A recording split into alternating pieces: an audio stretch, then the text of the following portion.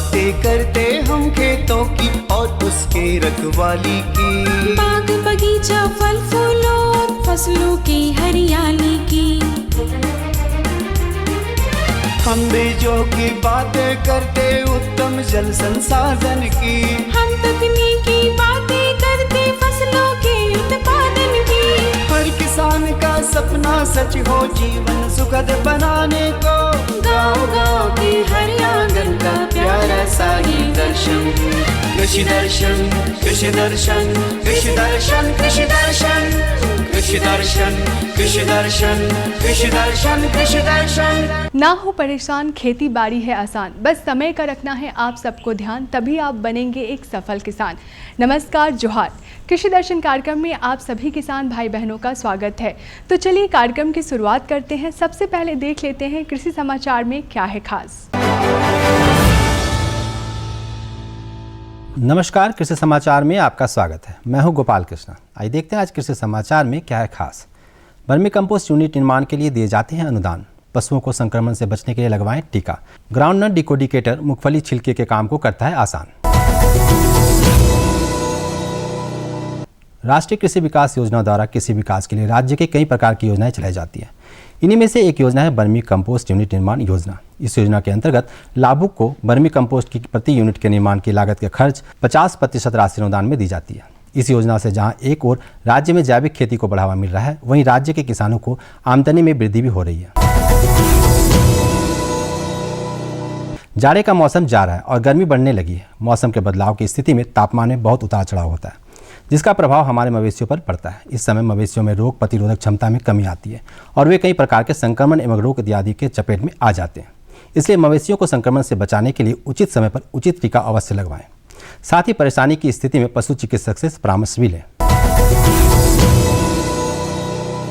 मक्का की फसल जाड़े के 2 महीने छोड़कर लगभग पूरे वर्ष लगाया जा सकता है। जो किसान भाई इस समय गर्मा मक्का लगाने के इच्छुक है, वे इसके उन्नत प्रभेदों का चुनाव करें। झारखंड के लिए मक्का के उन्नत प्रभेदों में शिवान 1, बिरसा विकास मक्का 1 और 2 प्रभेद माने जाते हैं। साथ ही बेबी कॉर्न और स्वीट कॉर्न के उन्नत प्रभेदों का चयन कर गर्मा फसल के रूप में लगाकर लाभान्वित हुआ जा सकता है। शिवान 1, बिरसा विकास मक्का 1 और 2 ये मक्का के उन्नत प्रभेदों में बेहतर माने जाते हैं। वर्तमान समय में इनकी बुआई की जा सकती है। 1 हेक्टेयर भूमि में 15 से 20 किलोग्राम की दर से बीज प्राप्त होते हैं। बुआई से पूर्व बीजों को उपचारित कर लेना अच्छा होता है। बुआई के उपरांत उचित कृषि कार्यों को करके 50 से 60 क्विंटल तक मक्का की उपज पाई जा सकती है। साथ ही 120 क्विंटल तक पौष्टिक हरा चारा भी प्राप्त किया जा सकता है।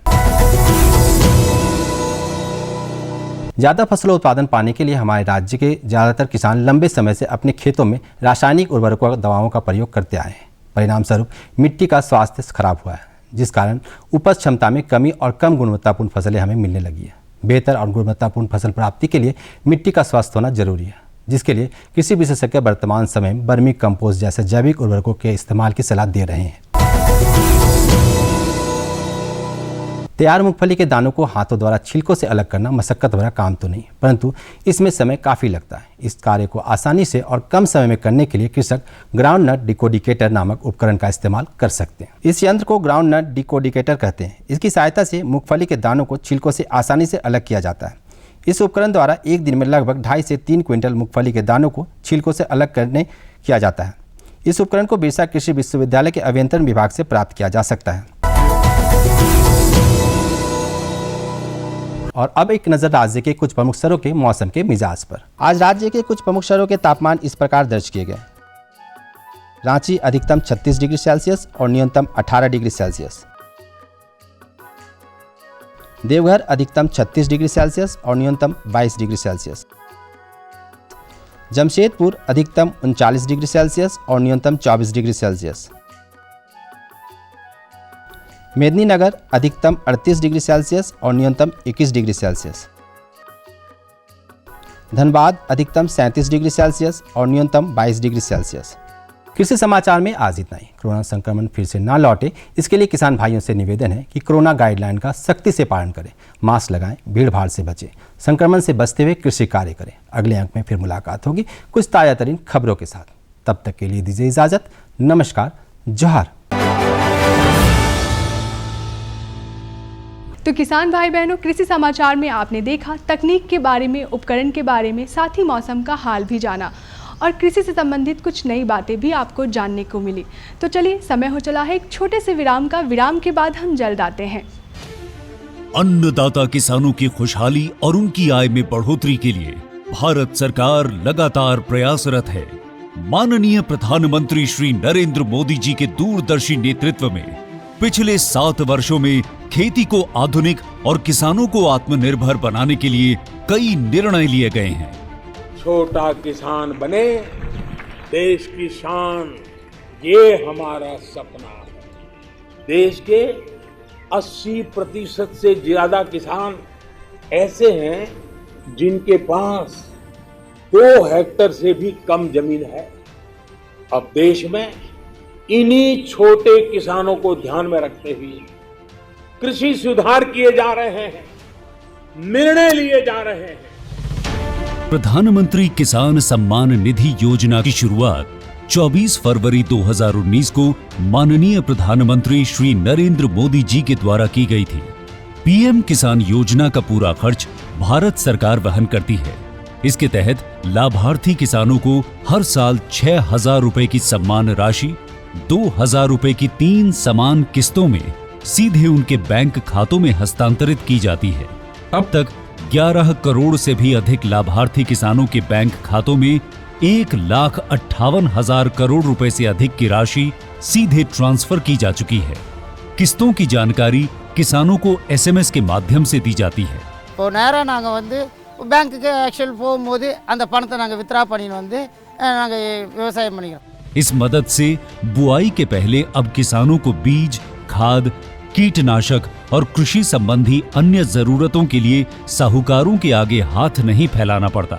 અને એના લીધે મારે કોઈ જોડે કે સગા સંબંધી કે મિત્રો જોડે મારે ઉછીના પૈસા લેવાની જરૂર પડતી નથી અને એનાથી હું સારી એવી खेती કરી શકું છું। इस योजना से मिले लाभ तथा आवेदन की स्थिति देखने के लिए पीएम किसान पोर्टल लॉन्च किया गया है। इस पोर्टल के माध्यम से पात्र किसान अपना पंजीकरण स्वयं करने के साथ साथ अब तक मिले लाभ और अपने आवेदन की स्थिति फार्मर्स कॉर्नर से देख सकते हैं। इस योजना का लाभ पात्र किसानों को ही मिल सके, इसके लिए इस प्रक्रिया को फूल प्रूफ बनाते हुए इसे आधार और इनकम टैक्स वेरिफिकेशन के साथ साथ फिजिकल वेरिफिकेशन से भी जोड़ा गया है। इसके अलावा किसानों की सुविधाओं और जानकारी के लिए पीएम किसान मोबाइल ऐप भी विकसित किया गया है।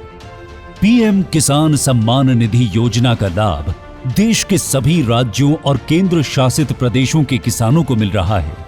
इसे हासिल करके हमारा किसान सबल और आत्मनिर्भर हो रहा है। इस स्कीम ने हमारा भारत सरकार ने हमारा किसान के लिए बहुत बड़ा सम्मान दिया है। इसीलिए हम भारत सरकार को, प्रधानमंत्री नरेंद्र मोदी जी को हम बहुत बहुत धन्यवाद देती हूँ। आत्मनिर्भर भारत की पहचान प्रगतिशील और समर्थ किसान। विराम के बाद आप सभी किसान भाई बहनों का स्वागत है। बढ़ती जनसंख्या और संकुचित होती जमीन, जहां एक ओर पूरे देश की समस्या है, वहीं दूसरी ओर कम जगहों में अच्छी तरह से उपज प्राप्त करना हमारे किसान भाई बहनों के लिए भी एक बड़ी चुनौती है। तो उन चुनौतियों को देखते हुए और किसान भाई बहनों की परेशानियों को देखते हुए बागवानी की एक नई विधि सामने आई है जिसका नाम है सघन बागवानी। तो चलिए आज हम देखेंगे फीचर और लेंगे जानकारी कि सघन बागवानी में आप अमरूद की खेती कैसे करें। अमरूद जितना स्वास्थ्य के लिए फायदेमंद होता है, इसकी खेती कमाई के लिहाज से उतनी ही मुनाफादायक होती है। अमरूद की खेती किसी भी उपजाऊ मिट्टी में की जा सकती है। इसकी खेती के लिए बलुई दोमट मिट्टी सबसे उपयुक्त मानी जाती है। इसकी खेती में भूमि का पीएच मान 6 से 6.5 के मध्य होना चाहिए। आर्क मृदुला, पंत प्रभात और ललित अमरूद कुछ उन्नत किस्में हैं जो अमरूद की सघन खेती के लिहाज से उपयुक्त मानी जाती हैं। आज हम कृषि विज्ञान केंद्र जगन्नाथपुर में हैं और हमारे साथ हैं यहाँ की वरीय वैज्ञानिक सह प्रधान श्रीमती डॉक्टर अंजलि मिश्रा जी, जिनसे हम बातचीत करेंगे और जानेंगे कि सघन अमरूद की खेती किस प्रकार से हमारे किसान भाई कर सकते हैं और कैसे लाभ ले सकते हैं। आज के खेती के परिप्रेक्ष्य में किसान जो खेती कर रहे हैं उसमें उन्हें सही ढंग से मुनाफा नहीं हो पा रहा है। इसलिए सही ढंग से आमदनी बढ़ाने के लिए उन्हें बागवानी की ओर जाना होगा। बागवानी में उन्हें ऑर्चर्ड लगाना होगा, जैसे बगीचा लगाना है फलों का, उसमें एक जो है अमरूद का सघन खेती हमें करना है। तो अमरूद अभी देख रहे हैं जो किसान भाई जितने भी हैं, जब तक वो बागवानी और ऑर्चर्ड की ओर ध्यान नहीं देंगे तब तक उनका आमदनी कभी बढ़ नहीं सकता है। और अमरूद की सघन खेती के लिए वो जनरली क्या है, टाँड़ ज़मीन को यूज़ कर सकते हैं। तो टाँड़ ज़मीन है और उसमें क्या है, पानी का लगा जो है ना, लॉगिंग नहीं होना चाहिए, वाटर लॉगिंग नहीं होना चाहिए, जमाव नहीं होना चाहिए। तो उसमें अभी सबसे अच्छा समय है ये जो अप्रैल का महीना है, इसी समय में जो है आप उसका तैयारी कर सकते हैं पूरा। उसके लिए क्या करना है, अभी आपको गड्ढा बना लेना है ना। लगभग 1 एकड़ में जो है, 1 एकड़ में हमारा 100-125 पौधा लगता है, यानी 2.5 हेक्टेयर में हमको 350 पौधा हमको लगाना पड़ेगा अमरूद का, जिसके लिए हमको 15 फीट पे गड्ढा करना है। और गड्ढे की साइज जो है 1 मीटर चौड़ा, 1 मीटर लंबा, 1 मीटर गहरा होना चाहिए। और अप्रैल का महीना जैसा कि हम देख रहे हैं अभी धूप काफ़ी हो रहा है, तो इसमें क्या है, हम गड्ढा यदि जब 1 महीना पहले पूर्व खान देंगे तो उसमें जो मिट्टी में जितना भी ये है रोग लगने वाले जीवाणु हैं, हमारे लोग जो रोग लगाते हैं, इंसेक्ट्स हैं, कीटाणु हैं, सब ये धूप के इससे नष्ट हो जाते हैं। खेत में प्राकृतिक खाद के रूप में 10 से 15 गाड़ी पुरानी गोबर की खाद प्रति एकड़ के हिसाब से डाल दी जाती है। खाद डालने के बाद रोटावेटर लगाकर 2 से 3 तिरछी जुताई कर दी जाती है। इसके बाद खेत में पानी लगा दें। पानी लगाने के बाद खेत की मिट्टी सूख जाने पर फिर से जुताई कर दी जाती है। इससे खेत की मिट्टी भुरभुरी हो जाती है। मिट्टी के भुरभुरा हो जाने के बाद पाटा लगाकर खेत को समतल कर दिया जाता है। इसके बाद खेत में पौधे रोपाई के लिए 5 से 6 मीटर की दूरी रखते हुए गड्ढों को तैयार कर लिया जाता है। वो जो गड्ढा है उसमें हमको कंपोस्ट फिलिंग करना है। कंपोस्ट फिलिंग करने के लिए उसमें हमको थोड़ा सा जो होता है, जैसे ये तालाब है, तालाब का तलहट्टी वाला जो मिट्टी होता है उसको लाके, जो कि मतलब उपजाऊ शक्ति उसका ज़्यादा होता है, उस मिट्टी को हम गड्ढे में डाल सकते हैं। उसके साथ गोबर कंपोस्ट बना के, गोबर मतलब सड़ा हुआ गोबर, और सड़े हुए गोबर में हम थोड़ा करंज की खल्ली, नीम की खल्ली, जो कि जैसे हम देखते हैं कि बहुत सारे पौधे में बाद में दीमक भी लगता है, इससे दीमक का प्रकोप नहीं हो पाएगा। और इस तरह से जब वो लगाएंगे तो उसके बाद उनको तैयार करना है। और जून में या जो के लास्ट में या जब भी जो है पहली बारिश आती है, सीजन मानसून जब आता है उसका पहला बारिश जब आता है, तो उस समय हमको पौधे का रोपण करना चाहिए। पौधों की गुड़ाई करते समय गोबर की खाद के साथ नीम की खली भी दे सकते हैं।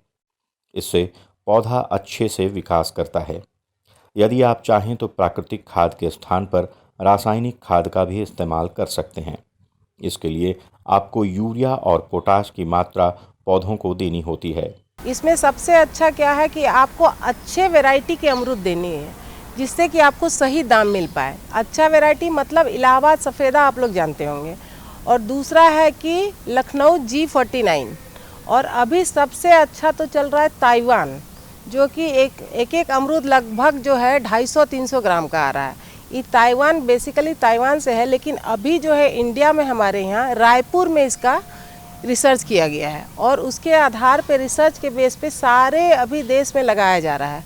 और झारखंड में जो कि अमरूद में, जैसे हमारा जो खास करके चाईबासा डिस्ट्रिक्ट है, यहाँ पे अमरूद का जो दाम है ताइवान, जैसे देसी अमरूद जो रहता है ना छोटा छोटा, उसका सही दाम नहीं मिल पाता है। लेकिन जब हमको ऑर्चार्ड लगाना है तो उसमें क्या है, आपको 3 साल के बाद आपका फ्रूटिंग शुरू हो जाएगा।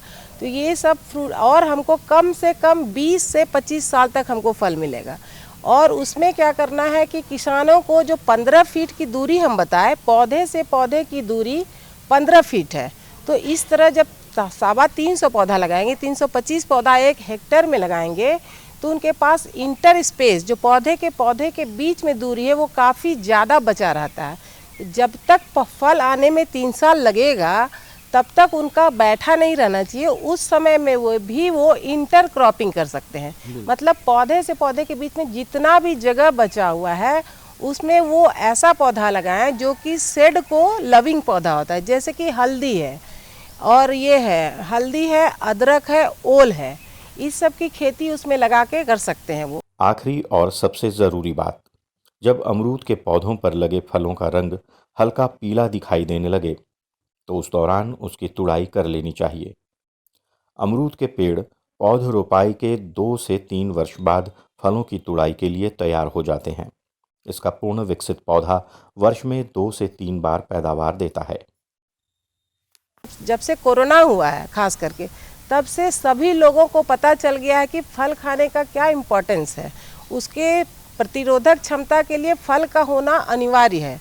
तो फल यहाँ के किसान तब तक नहीं खरीदते हैं जब तक उनको उनके आसपास न मिले। खास करके अभी चाईबासा में देखा जा रहा है कि ताइवान क्वालिटी जो है या इलाहाबाद सफ़ेदा, ये सब बहुत कम मात्रा में आता है और इसके लिए मार्केट डेवलप करने के लिए किसानों को उपजाना ज़रूरी है और मार्केट यहाँ पे सफिशिएंट है, लोग लेने के लिए काफ़ी हैं और उनको बिक्री का भी कोई दिक्कत नहीं आएगा और उनका जो ज़मीन पड़ा हुआ है उसको भी यूज़ कर सकते हैं। बिल्कुल, आपने बहुत ही अच्छी जानकारी दी कि किस प्रकार से खाली जगह का भी उपयोग किया जाए जी। लेकिन हम आपसे ये जानना चाहेंगे कि जैसे कि जो अमरूद के पौधे अगर हमारे किसान भाई लगा दिए हैं जी तो उसके बाद जैसे सिंचाई वगैरह कब दें और खाद कब देना उचित होगा ताकि पौधे जो है वो कब तक फलदार के रूप में विकसित हो जाएं और अच्छा फलन दे? हाँ, पौधा में उसमें जो है कम से कम साल में 2 बार उनको खाद देना है।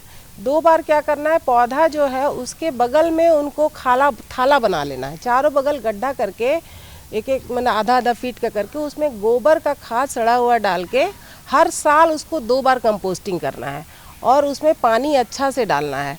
2 बार वो करेंगे देखा और उसका रख रखाव ठीक से करेंगे तो वो निश्चित ही 2 बार में वो काफ़ी अच्छा फल देता है। और जो है इसमें करंज की खल्ली तो हम लोग पहले भी डालते हैं, बाद में भी थोड़ा डाल देंगे कि जब भी हमको डर लगे कि कोई कीड़ा उड़ा ना आए, तो इससे क्या होगा आपका शुद्ध ऑर्गेनिक भी तैयार हो रहा है ना। कोई भी कीटनाशक हम जल्दी ना डाल के ये बायोफर्ट इसको हम यूज़ कर रहे हैं, तो इससे हमको क्या होगा 2 बार करने से और 2 ही बार काफ़ी है जिससे कि हमारा फल काफ़ी अच्छा आएगा। और 3 साल के अंदर अभी तो सारा हाइब्रिड क्वालिटी आ रहा है, तो ये सब में 3 साल से ज़्यादा समय नहीं लगता है। 3 साल में हमारा काफ़ी अच्छा जो है फल आने लगता है और लगभग किसान जितना साइज का लगाएंगे उस हिसाब 1 हेक्टेयर में 3 से 4 लाख तो आराम से वो कमा सकते हैं। बिल्कुल। तो अभी आपने देखा सघन बागवानी के अंतर्गत आप अधिक से अधिक पेड़ लगा सकते हैं, वैज्ञानिक तरीके से आप फल पा सकते हैं। तो चलिए कार्यक्रम में बढ़ते हैं आगे और आपको देते हैं अपनी दूसरी जानकारी। हमारे बहुत ऐसे किसान भाई बहन हैं जो खेती किसानी के साथ साथ पशुपालन भी करते हैं और पशुपालन में किसानों को साल भर अच्छा मुनाफा भी प्राप्त होता है। तो जो भी हमारे किसान भाई बहन हैं जो मुर्गी पालन करते हैं, तो मुर्गियों में होने वाले रानीखेत बीमारी से उनको कैसे बचाया जाए, चलिए मिलते हैं विशेषज्ञ से और लेते हैं जानकारी। किसान भाइयों, आप लोग खेती बाड़ी के साथ साथ पशुपालन भी करते हैं, मुर्गी पालन भी करते हैं। मुर्गी में तरह तरह की बीमारियां उत्पन्न होती है, जिसमें से एक बीमारी है रानीखेत बीमारी। रानीखेत बीमारी के बारे में जानकारी देने के लिए आज हमारे साथ उपस्थित है डॉक्टर संजय कुमार जी, जो मुर्गियों में रानीखेत की बीमारी के बारे में आप सभी किसान भाइयों को जानकारी देंगे। संजय जी, आपका इस कार्यक्रम में स्वागत है। आज ऐसा कोई परिवार नहीं है जिसके घर में हमारे मुर्गी चाहे बतख हो, मुर्गी हो, नहीं पाए जाते हैं। सभी किसान 1 या 2 छोटे स्तर पर या बड़े स्तर पर मुर्गी पालन करते आ रहे हैं। लेकिन अगर हम लोग इसको देखें तो पिछले कुछ सालों से इन मुर्गियों में रानीखेत नाम की एक जो बीमारी है वो काफ़ी भयंकर रूप से हमारे इस उद्योग को प्रभावित कर रही है और किसान को बंधुओं को इसको हानि का सामना करना पड़ रहा है। तो आज हम लोग बात करेंगे कि ये रानीखेत क्या है। अगर हम लोग बात करेंगे लगभग अगर मृत्यु दर की, तो लगभग आज के तारीख में 80 से 90% तक जो मुर्गियां मर रही है वही इसी रानीखेत बीमारी से मर रही है। ये रानीखेत एक विषाणु जनित रोग है, बीमारी वायरस से होने वाली एक बीमारी है। इसमें जो मुख्य लक्षण की अगर हम बात करें किसान बंधु, तो देखेंगे कि हमारे जो मुर्गी है वे अचानक से इसमें एक शिथिलता आ जाती है, भागने दौड़ने की संभावना कम हो जाती है, किसी एक कोने पे वो पड़े रहते हैं, सुस्त हो जाते हैं, खाना पीना छोड़ देंगे, और उसके बाद फिर वो अगर चल भी रहे हैं तो लड़खड़ा के चलेंगे, मतलब पैर पर वज़न लेने की शक्ति उनकी ख़त्म हो जाती है। बार बार पानी पिएंगे और जो पैखाना जो है वो सफ़ेद रंग का या हरापन लिए हुए, सफ़ेद से हरापन लिए हुए वो दस्त करना शुरू कर देते हैं। अगर किसी चीज़ को पकड़ने की बात करें, जैसे कोई चीज़ को डाली पर बैठ के पकड़ रहे हैं तो वो उनकी क्षमता नहीं के बराबर हो जाती है। आकाश की तरफ आंख बंद करके वो सांस लेते हैं, या फिर अपने जो चोंच होता है, मुंह होता है, वो डैने के पीछे नीचे झुका करके छिपा लेते हैं और सुस्त होके वो झूपने लगते हैं, आंख बंद करके वो झूपने लगते हैं। और कुछ समय के बाद हम देखेंगे कि ऐसा लक्षण शुरू हुआ और शाम होते होते ये हमारी मुर्गियां हैं जो मरना शुरू हो जाती है। और ये मरती है तो एक दो नहीं मरती है। अगर किसान भाई के पास अगर 10 मुर्गी है तो 10 मुर्गी में से 7, 8, 9 इस तरह से इसमें मृत्यु दर होती है। मतलब इसमें बचने की संभावना काफ़ी कम हो जाती है ना। तो किसान बंधुओं को चाहिए कि ये जो हमारा रानीखेत बीमारी है, इनसे आप बीमारी से लगने के बाद इसमें मुर्गियों को बचा नहीं सकते हैं। रानीखेत बीमारी के बारे में हम लोग बात करेंगे, कैसे जाता है? ये संक्रामक बीमारी है और ये जो बीमारी है ये हवा से, पानी से, या हमारा जो पशुपालक हैं उनके शरीर में कपड़े के द्वारा, हाँ, ये मतलब चूँकि इसके इन्फेक्शन जो रेट ऑफ ट्रांसमिशन, जो एक संक्रमण जो है, ये आपका हवा, पानी, वस्त्र या दूसरे मुर्गी या फिर हमारे बहुत सारे पक्षी भी जो होते हैं वो माइग्रेटरी बर्ड होते हैं, वो एक दूसरे से जगह से दूसरे जगह ये बीमारी फैलाने में मदद करते हैं। तो ये बहुत ख़तरनाक बीमारी है और इससे बचने के लिए आपका एक ही उपाय है कि इसमें हमको टीका लगाना चाहिए। टीका लगाने का जो होता है कि जैसे हम लोग बोलते हैं कि मुर्गी अगर वो आपका तीसरा दिन हो गया तो उसमें हम लोग रानीखेत का F1 टीका, फर्स्ट फैलियल टीका जो है वो 1 बूंद आँख में और 1 बूंद नाक में डालते हैं। और ये टीका हमारा लगभग सभी दवा दुकानों में या पशुपालन अस्पताल में ये हमको मिल जाएंगे। और इसमें लगाते समय ध्यान देंगे कि पशुपालक लगाए और छोड़ नहीं दें।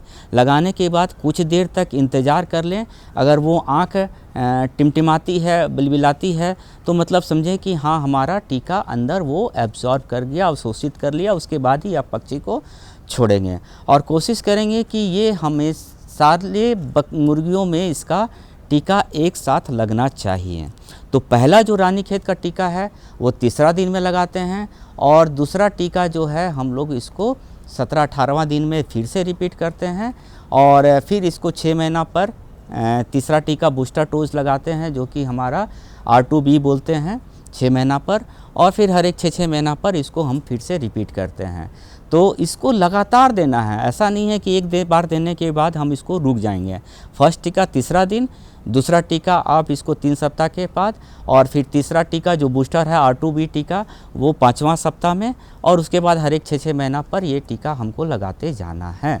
अगर ऐसा करेंगे तो किसान बंधु निश्चित रूप से हमारे जो मुर्गियों में जो मृत्यु दर होती है, हाँ, जहाँ तक खान पान की है तो मुर्गियों को आप दाना भिगो कर दें। पानी जो होगा वो ठंडा पानी हो, बार बार इसको बदल के देना है। ऐसा नहीं है कि एक बार सुबह दे दिए तो वो दिन भर चल रहा है, नहीं, हर एक 2 से 3 घंटा के बाद ठंडा पानी उसको पीने के दे, ताकि वो पर्याप्त मात्रा में पीते रहें।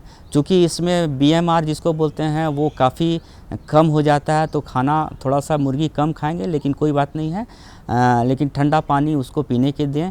और हीट स्ट्रेसनॉल आपका एक दवा आता है, बिमरल दवा आता है, वो पानी में मिला के दे, ताकि जो लू लगने की संभावना होती है वो काफ़ी कम हो जाए। तो किसान भाई बहनों, आशा करते हैं आज की हमारी दोनों जानकारियां आपको काफ़ी अच्छी लगी होंगी। अगर आपके पास भी कोई जानकारी है हमें देने के लिए या हमसे कोई जानकारी लेनी है तो आप हमें संपर्क कर सकते हैं। हमारा पता है कृषि दर्शन, कृषि प्रकोष्ठ, द्वारा केंद्र निदेशक, दूरदर्शन केंद्र, रातू रोड, रांची। हमारा पिन संख्या है 834001। और जाते जाते एक और बहुत ज़रूरी बात, अभी समय चल रहा है कोरोना काल का, तो कोरोना काल के इस समय में आप भीड़ में जाने से बच्चे 2 गज की दूरी, मास्क है ज़रूरी, इस बात को कभी ना भूलें। इसी के साथ हमें दीजिए इजाज़त। नमस्कार। हम बीजों की बातें करते उत्तम जल संसाधन की, हम तकनीकी बातें करते फसलों के उत्पादन की। हर किसान का सपना सच हो जीवन सुखद बनाने को, गाँव-गाँव के हर आंगन का प्यारा सा ये दर्शन। कृषि दर्शन, कृषि दर्शन, कृषि दर्शन, कृषि दर्शन, कृषि दर्शन, कृषि दर्शन, कृषि दर्शन, कृषि दर्शन।